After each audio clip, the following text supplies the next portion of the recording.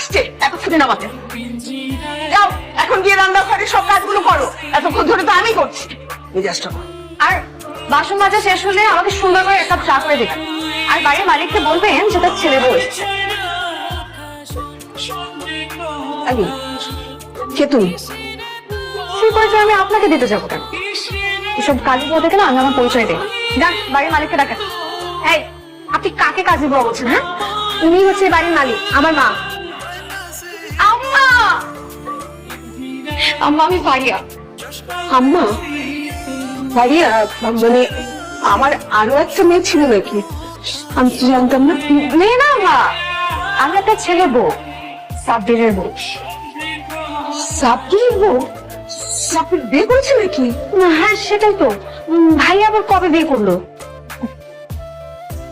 লজ্জার কথা আপনাকে কি বলবো আম্মা, আমাদের বিয়ে হয়েছে 2 বছর হয়ে গেছে, কিন্তু আমার ফ্যামিলি রাজি না দেখে সাফির আপনার কাছে গোপন করেছে। সেটা তো বুঝলাম, মানে তোমার ফ্যামিলি রাজি হবে না দেখে তোমার ফ্যামিলিকে বলবে না? আমি তো রাজি ছিলাম, আমাকে কেন বলবি? সাব্বিরের এখন আর আমাকে ভালো লাগে না আম্মা, ও আমাকে ধোকা দিয়ে বিদেশ চলে যেতে চায়। ভাইয়া তো বিদেশেই থাকে, কানাডায় সেটেল। আয় আয় তোরা কি জানেন নাকি? বীর করে কি বলছো? আম্মা আমার সাথে অনেক বড় প্রতারণা হয়েছে আম্মা। আমি নিজের সেমিস্টারের টাকা না দিয়ে পড়াশোনা না করে আপনার ছেলেকে বিদেশ যাওয়ার জন্য টাকা দিয়েছি, আর আপনার ছেলে আমার কাছে গোপন করলো। এই বিচার আল্লাহ করবে আম্মা।